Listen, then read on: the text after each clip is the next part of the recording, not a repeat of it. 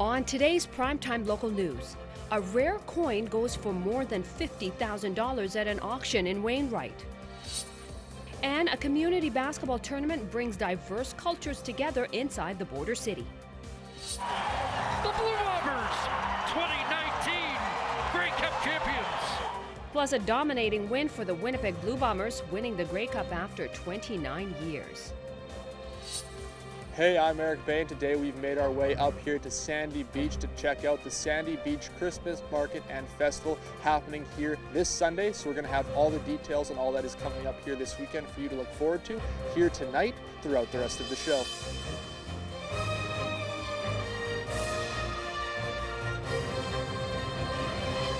Prime time local news, serving the Lakeland and Midwest regions. Talks to resolve the CN labor disputes are ongoing in Montreal. 32,000 workers have been on strike since last Tuesday, effectively shutting down most freight services at Canada's biggest railway. At TD, senior economist estimates the strike could cost the Canadian economy $3 billion if it runs until Parliament returns on December 5th. City Council was provided an update last week on the creation of a municipal planning process. This could be an all-encompassing document as it relates to municipal development, land development and area structure as well. The city's planning team believes that its best practices implemented on a large scale will help amend and support any municipal development documents. When someone comes into the city, they understand who they need to talk to, what documents they need to file, with whom, what they need to do, to get their development moving. Councillor Torreson says the process being outlined and understood by potential developers is useful for both sides. There's a process they can understand, see ahead of time, and really shows that we are available to help people to get their business moving. The process will be brought forward to a future council meeting for approval. Scribner auctioned through their currency auction over this past weekend, and one of their rarest coins ended up selling for top dollar. The 1921 50-cent coin, known as the King of Canadian Coins, sold for $57,000. They say there's only 75 of these coins in existence, and for the winner, it could have been a bigger regret if he didn't purchase the coin. I knew about the 1921 for a while, but I just never thought I would own one strictly because of the cost. And then when I found this, and it was seriously, it was 1 o'clock in the morning on the internet because I couldn't sleep, and I'll just Google it, and there it was, and I couldn't believe that I found one, and secondly that it was available at auction in Alberta. That was just, it was almost a sign that it was meant to be, to at least try for it. Rick said he does not plan on making another big purchase anytime soon and wants to thank Katrina and her team at the auction for all the help they have provided him before placing the bid. In this week's retrospect, our Abby St. John takes a look at two stories from 17 years ago. Both will get you into the Christmas spirit, and one showing the importance of giving back around the holidays.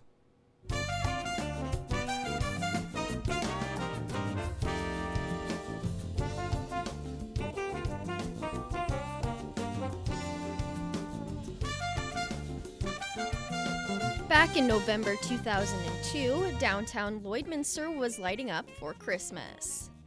Lighting the streets of Lloydminster, Streetscapes and the city have joined for another season to beautify the area, as new banners and decorations adorn most lampposts downtown. We realized that we really needed some Christmas lighting for downtown, so we approached the city. We got a proposal together and sent it to them, and they accepted our proposal, and that's how we got our snowflake lights for downtown.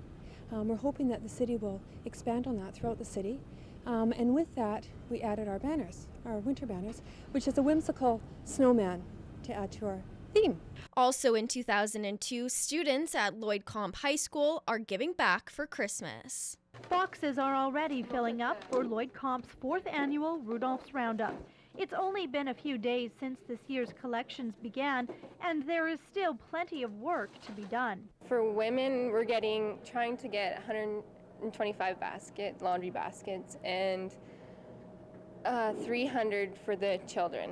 Some of the items on the Roundup wish list for children include things like crafts, non-violent toys and videos, clothing like mitts and toques, underwear and socks, as well as puzzles and games and items for babies.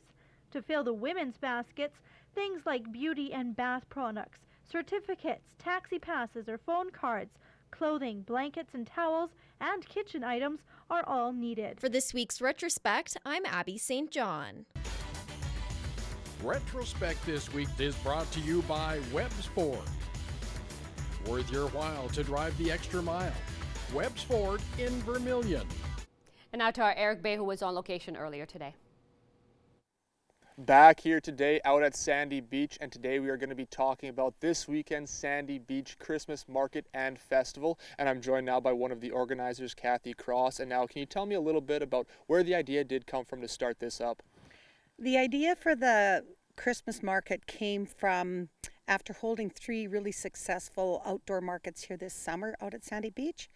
And with Christmas around the corner, we kind of thought it'd be a great idea to have a craft show of some sort out here. And some thought it'd be a great idea to maybe have a family outdoor festival of some sort. So we got together and decided to join forces, and here we are. And obviously you mentioned there are tons of stuff going on this weekend, and obviously stuff will be happening here at the hall right behind us. Can you tell us a little bit about what is going on at the hall here? Yes, the hall will be full with some local vendors.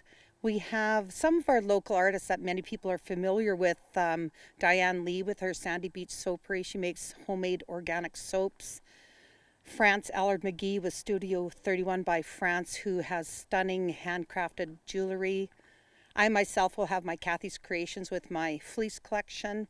We also have Helen Taves. She's an author from Marshall, and she's going to be here with her newly published book. There's also going to be other craft baking tables, some Norwex, Vox Life, just some different types of Christmas shopping ideas for you to take part in. One other small part of the hall is we're going to have an area set up for kids' crafts. And so if any of you want to bring your kids out and do a craft or two for free, come on in. All right, thank you for this. And we're going to have some more from back here checking out what is going on this weekend. But before that, we're going to head back into the studio.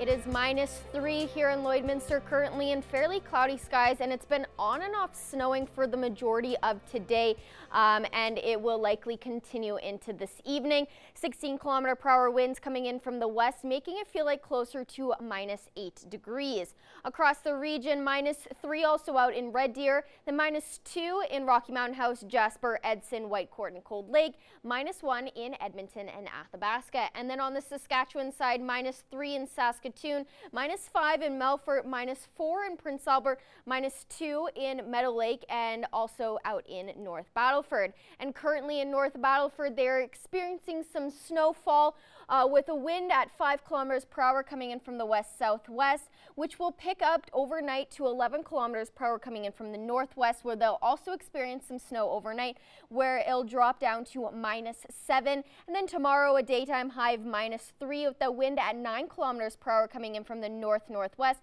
with a mix of sun and cloud. And then in Cold Lake, currently they're not experiencing too much snow with -2, and wind is fairly calm at 4 kilometers per hour coming in from the west-northwest. But overnight, they will experience some snowfall with a low of -8, and that wind will pick up to 11 kilometers per hour coming in from the north, which will carry over into tomorrow as well. And they will also experience some snowfall during the day with a daytime high of -7. And then here in Lloydminster, currently it has been on and off snowing for most of the day, which will continue into early this evening, which then it should clear up overnight with -7 as the low, and then 13 kilometers per hour winds coming in from the north-northwest. And then tomorrow it'll be 11 kilometers per hour coming in from the north with a daytime high of -5 and a chance of some snow throughout the day, and that chance is 56% that we'll see some snow throughout today. And then on Wednesday, it'll be a fairly sunny day with a high of -8 and a low of -11. And then on Thursday, also a high of -8 and then a low of -12 with a mix of sun and cloud. That wraps up your 3-day forecast. We'll have more news coming up after the break.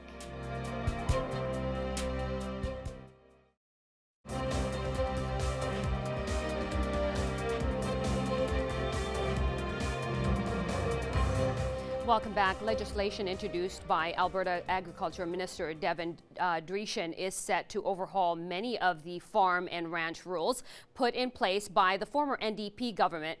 Most Alberta farm operations would no longer have to follow employment standard rules or have workplace insurance under the bill introduced last week. And the bill also states that farm workers would no longer have the right to unizone or bargain collectively. Right now, all paid farm workers, including family members, must have Workers' Compensation Board coverage for death, dismemberment, and disability. Farms must also abide by employment standards covering minimum wage, leaves, terminations, notices, and record keeping under the new bill. Those rules would only apply to large agricultural operations, and farms that have 5 or fewer paid workers would be exempt. And now here are your agriculture prices for today.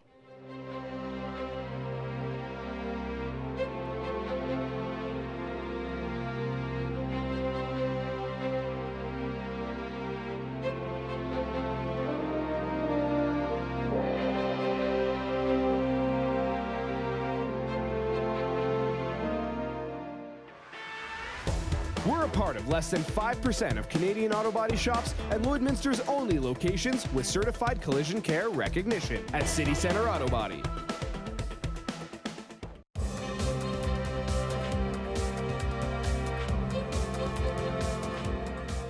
The streak has been broken.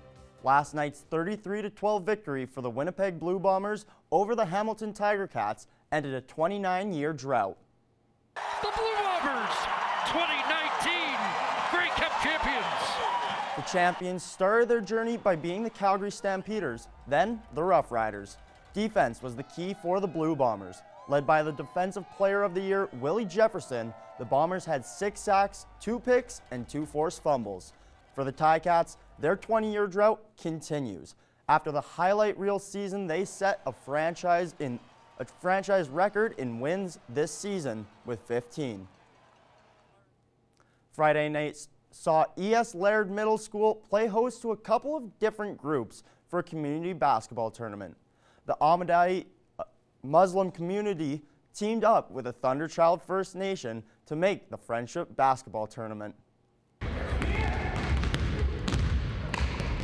The event was put together to build bridges, share, and understand other cultures.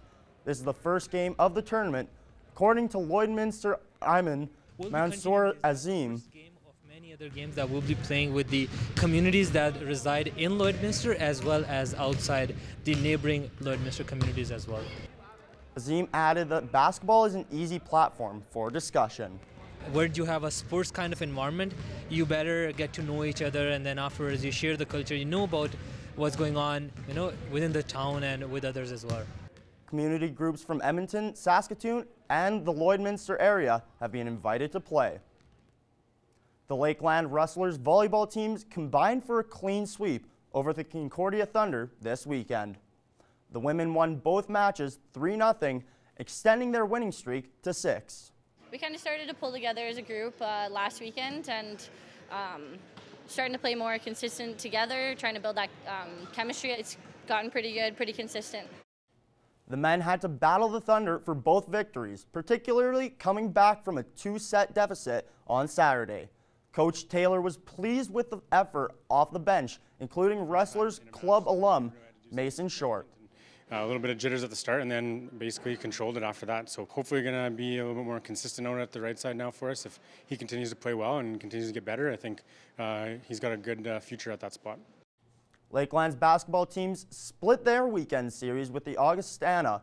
All 4 squads end their semesters this weekend against Grand Prairie. And now to our Abby St. John, who has the weather.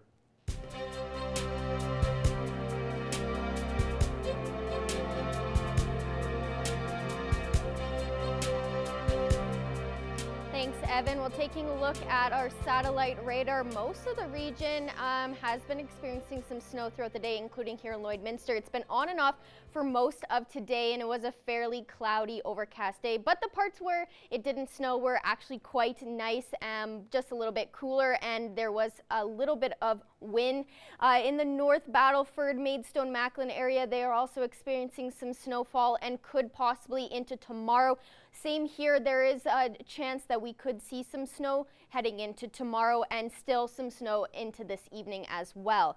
Current temperatures across the region still -3 here in Lloydminster, as well as in Green Lake and Meadow Lake, -2 in St. Walburg and North Battleford, -1 in Macklin, Maidstone and Pearslin, and -7 up in Isle of Cross. And on the Alberta side, -2 in Provost, Wainwright, Vegreville, Marwayne and Cold Lake, +1 in Vermilion and in Lac La Biche, -1 in Bonnyville and in Edmonton, and -3 in St. Paul. And for tomorrow, daytime high of -5 here in Lloydminster, as well as in Wainwright, Vermilion, Vegreville, and Marwayne, -7 in St. Paul, Bonnyville, Cold Lake, and Lac La Biche, -4 in Provost and in Edmonton. And on the Saskatchewan side, -3 in Macklin and in North Battleford, -4 in Maidstone, -6 in St. Walburg, Meadow Lake, Pearslin, and Green Lake, and -7 up in Isle of Cross. And overnight across the region, very clear skies in Provost, Mirnam, Wainwright, and Unity. And then Isle of Cross, Pearslin, Paradise Hill, and Bonnyville should experience some snow either currently or overnight and into tomorrow. And Isle of Cross is back up in the double digit overnight at -10. And the rest of the region is either sitting at -8 or -7 overnight. And then your school day forecast for tomorrow at 8 a.m. It'll be -6 with mostly cloudy skies. And then at recess, it could start snowing at this point with a -6 still. And then by the time lunch rolls around, it'll be -5 with that still chance of some snow. And then by the time school is out, it'll go back up to -6 with mostly cloudy skies. There's a 56% chance of some snow tomorrow with a low of -7. And then on Wednesday, it should be a fairly sunny day, just a little bit of cloud with a high of -8 and a low of -11. A high of -8 also on Thursday with a mix of sun and cloud and a low of -12. And then on Friday, fairly cloudy day with a high of -9 and a low of -14. And then on Saturday, it's going to be a mix of sun and cloud with a high of -7 and a low of -12. And then on Sunday, it should be a nice sunny day with a high of -7 and a low of -12. And then to start your week off again on Monday, a high of -7 and a low of -13 with mostly sunny skies, just a little bit of cloud coverage throughout the day. That wraps up your 7-day forecast. We'll have more news and the question of the day coming up after the break. Back here today out at Sandy Beach, and today we are checking out what will be happening here this weekend with the Sandy Beach Christmas Market and Festival. Tons of stuff going on that we've already talked a little bit about, but there is still more, and I'm joined once again by Kathy Cross. And now we did talk about what's going on inside the hall, but you guys have tons of stuff happening outside here as well. Yes, we sure do. Joan Hill and her crew have all kinds of fun activities planned for Sunday. We're going to have an outdoor wiener roast, bonfire, hot chocolate marshmallows. She's got all kinds of games planned, like a bean toss, hockey shoot, scavenger hunt, ladder golf, snow painting if we have snow. And there's other activities being planned, but we're going to kind of keep them quiet for now because nothing's completely confirmed, but you might have some good surprises coming on Sunday. Definitely lots to look forward to, and we are also talking to how it's a Christmas market, so you guys are going to have some Christmas activities out here as well. We sure are. There'll be lots of Christmas music going. We're going to have an outdoor photo booth set up here, so that if you want to come and take a family photo for Christmas for you and your family or friends, we're not going to have a professional photographer here, which is probably okay because then you can shoot your own photos and there's no cost to you. Definitely very good. And now if people do want to check this out, like we said, tons of stuff here going on inside, outdoors. So when can people come out and attend, and what does it take to do so? Okay, it starts from 12 till 5. There's no cost to attend. We will have a donation box set up, so if anybody wants to help with a small donation to cover the costs of the event, we'll gladly accept those. And it's open to absolutely everybody. You don't have to live in Sandy Beach to come out. It's open. You want to bring your family and friends, just bring them on out. All right, thank you for doing this. We appreciate you telling us what's going on, but it sounds like you got one more thing to tell us here. I do. Probably one of the best part of this is our day will wrap up around 4:30 with our lighting of our Christmas tree and our old-fashioned Christmas caroling. And that's something that growing up as a kid, I went caroling. I took my kids as caroling, and it's something that people just don't do anymore. So the committee decided to light a Christmas tree, let's sing some Christmas carols and have some fun. All right, thank you for this and telling us what there is to look forward to. Like we said, tons here going on if you do want to check some of that out this Sunday. But now we'll go back into the studio.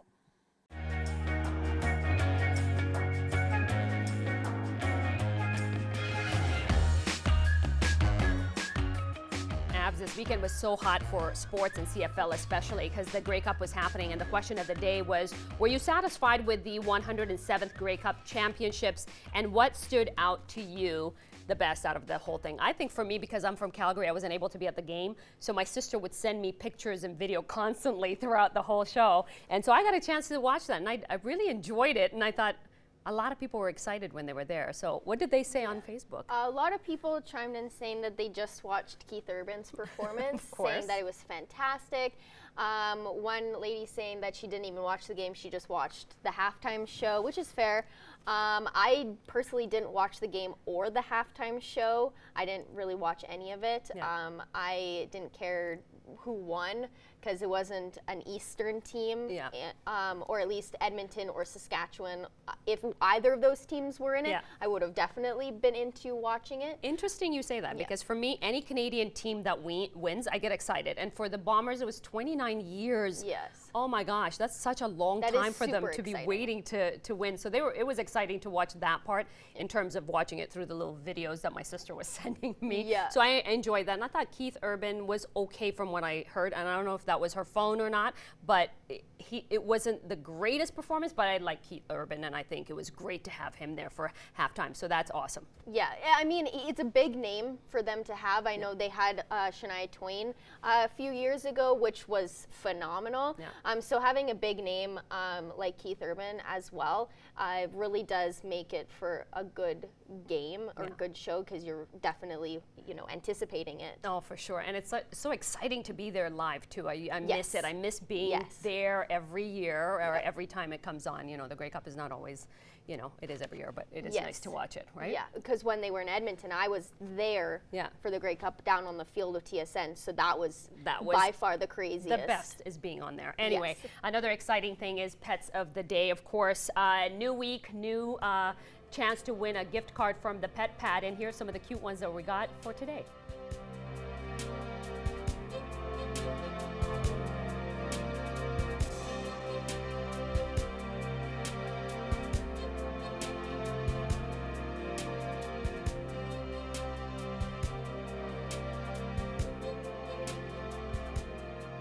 We want to see your pets. Send photos of your pet and their name to our Facebook, Twitter, or Instagram to have them featured on Pet of the Day. Your name will be entered into a weekly draw for a gift certificate from the Pet Pad. In studio today with myself, Josh Ryan. Josh, great to have you here for a little bit of sports talk. And I guess we'll just jump right into it with a little bit of the local stuff. The Lakeland Rustlers, they were on the court this weekend. And, out of the 4 teams that played, all 4 found a little bit of success. Indeed. So you have the women's volleyball and men's volleyball sweeping. You have women's basketball and men's basketball getting a split, not quite what they wanted, but they both faced some tough competition out of Camrose with the Augustana Vikings. So women's basketball staying atop their division with the split, men's basketball getting a much needed home win to break their 7-game losing streak there, or 6-game losing streak. And on the volleyball side of things, both teams are looking really strong. You have the women nationally ranked, and you have the men once again in a position where they could be in the playoffs for the first time since 2009. For sure, they're just crawling up there, and that Concordia win there, it was huge for them in the standings, especially heading into their exam break coming up after next week. So just talk about the momentum there, and how big it really is from a former volleyball player's perspective. Well, average volleyball player. But yeah, you obviously get above 500 with these 2 wins, and you get some separation from the rest of the division. Obviously, they're still neck and neck with Kings Eagles for that 3rd spot. They now play a team in Grand Prairie that's basically in a rebuild mode with a new head coach. And while that's certainly nothing you can take for granted, it does give them an opportunity to maybe get a couple of more wins and further separate themselves from the basement. Specifically that last win against Concordia. They're down 2-0 in an opposing gym, and they were down for a large chunk of the fourth set by as many as 4 or 5 points. So to be able to get that comeback and take that fourth set, then the fifth set on the road, and get that weekend sweep. It's the second year in a row now they've won coming from behind 2-0 down in Concordia. And that bodes very well for them, again, heading into the break where they have a little bit more depth than they've had in previous years, but they can now really rest some of their key guys after this Grand Prairie weekend. For sure, and those are the kind of games that they really need to win and really take over consistently. If you want to be, go far in playoffs and have a good shot at that championship, you got to learn how to win different ways, not just the 3-0 sweeps. Absolutely, absolutely, and you saw them win in a little bit more consistent fashion earlier this season, specifically the night before. Women, of course, handling their business quite easily. Two teams, unfortunately, did not handle their business. The Holy Rosary Raiders on the women's volleyball and men's football side of things, both playing at their provincial championships. The women win their first match. Don't really have much success after that. And the men facing Cochrane High for the 5th straight year, a 17-0 loss. Yeah, we'll start it off with volleyball. Obviously great to see them make it that far, get to the provincial tournament there, and great to win a game. What I've seen, and based on what I watched from that provincial tournament, it seemed like they just, once they lost that first game on the Friday, they really couldn't get going and almost killed their confidence. Confidence, huge thing, especially when it's a tournament setting and you're playing so many games back to back to back. You almost just have to forget about the past and move on and try and keep going forward. And then, guys, football there, what can you say? Cochrane, 5 championships in a row. They obviously are a powerhouse and have this dynasty team. To hold them to 17 versus, some of Cochrane's past games, and then the Raiders just hit a hot defense. So, it's always a tough pill to swallow when you're losing in one of those kind of games, but it's good to see, it's progress. We'll get there soon enough. Yeah, they've been close the last couple of years, unable to get the job done. I can still remember from when I was a kid how dominant the Cochrane High program was. They've basically ran roughshod over the Tier 3 football division since, I guess, the early 90s. And until they move up into Tier 2 or Tier 1, that's still going to be the case. So it's going to take not only a really great effort in the middle of a game, but it's going to take a special group of athletes from Holy to finally get over the hump against that kind of team. Should touch really quickly on the fact that the Bobcats got a big win on Friday, obviously a 3-2 overtime win there against Grand Prairie. Yeah, to come back, you talk about big efforts in the Holy Rosary Cochrane game, to come back after losing 4-1 against the same team and take that overtime victory. That's huge for the Bobcats, and now they can really start to build the momentum off of that. Hopefully, indeed. Obviously, they have a couple of games here left before the Christmas break themselves, and it really would help to have a couple of wins, I guess, going into that Christmas break. For sure, that would be huge, especially to kick off the new year on the right foot. Absolutely. Furniture set and design supplied by Furniture Gallery and Furniture House, downtown Lloydminster. Back in studio once again with the Josh Ryan, and Josh, since we're both wearing gray suits, I think we better talk about something else that's gray that happened last night. Feels appropriate. Of course, the Grey Cup, where the Winnipeg Blue Bombers won against the Hamilton Tiger Cats 33-12. Josh, just break down the game a little bit for me. Well, I don't even need to break down the game to start with. It's first time in 29 years Winnipeg has won. When you think about how devoted that fan base is, obviously the Winnipeg Jets have an awesome following in the NHL. They didn't have the Jets for a long time, so the Blue Bombers are all they've had. Many years they haven't been in the playoffs, and to get this sort of win really means a lot to the city of Winnipeg. And there's so many different stories. You have obviously Andrew Harris winning Grey Cup MVP, 134 rushing yards, really special season for him in this special run in the playoffs. The other guy that stands out to me is Zach Collaros, a guy who started the season with a concussion, which is certainly no easy thing to recover from. Spends time on 2 different rosters before eventually ending up as the quarterback on this team. For them to then go on the run they did, upsetting the Stampeders, and now winning the Grey Cup in Calgary is pretty remarkable. For sure, and you talk about Collaros. He's a guy, huge veteran presence just in that locker room alone. You know, he between just him just not throwing interceptions, keeping a lot of the other players calm, he's a huge addition for that Blue Bombers team. And then you also touched on Andrew Harris, first player to win Most Outstanding Canadian and the Most Outstanding Player in that Grey Cup game.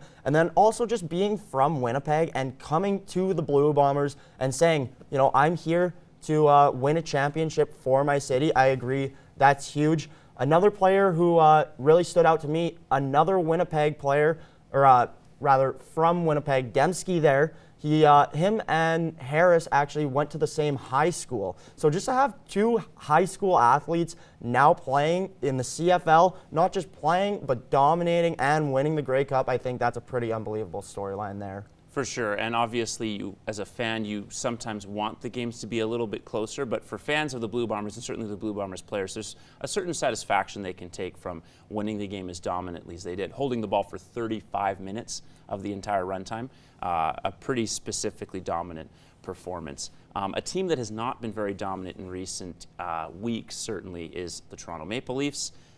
The Calgary Flames, another team that has struggled, but the Leafs have been more on the forefront of the national stage with the NHL. And now this coaching change, Mike Babcock gone. You saw a really cool speech from John Tavares in the locker room their first game after Babcock was gone. And it'll be interesting to see how they respond given all the talent on this roster. For sure. And what I like about bringing in O'Keefe is he's a former player himself, so he can relate to a lot of those young guys. He was in their shoes at one point in his career. And as well, he started off with the Marlies, and before that, Sault Ste. Marie of the OHL. So just, you know, having that expertise, I guess, working with the young players and relating to young NHL players just breaking in, that's going to be huge for this Maple Leafs lineup. Absolutely. It's something that Toronto has done in a number of years. They've had really talented coaches come through the Marlies pipeline. Obviously, Dallas Aikens didn't work out very well for Edmonton, but he was highly touted because of his time with the Marlies, and they've really continued to move that on through the years. Yeah, and now talking about another Maple Leaf here, the Davis Cup Tennis Championship, for those who don't know, just wrapped up, and Canada walked away with quite high honors. Indeed. So obviously this is the first year that the Davis Cup, which is the biggest tennis international competition where teams in past years would compete against each other over the course of the year in multiple competitions, has now been moved to more of a World Cup format where it's basically 1 or 2 weeks, all the games are wrapped up in there. And a phenomenal performance by Canada. They defeat Italy and the United States, both higher ranked teams in the round robin, then Australia in the quarterfinals, then Russia in the semifinals, before losing to Spain, number 5 ranked team in the world who would win. Obviously, Rafael Nadal makes a big difference in the final, but it's a pretty amazing performance. Ali Yassim, the young phenom, he was injured for most of the week, so 150th ranked Vasek Pospisil fills in, and he beats multiple top 20 ranked players to get them in. So pretty amazing year for tennis in Canada. For sure. And I mean, like you said, just in Canada in general, all the championships or whatnot, future's looking pretty bright for those Canadian tennis stars. Absolutely.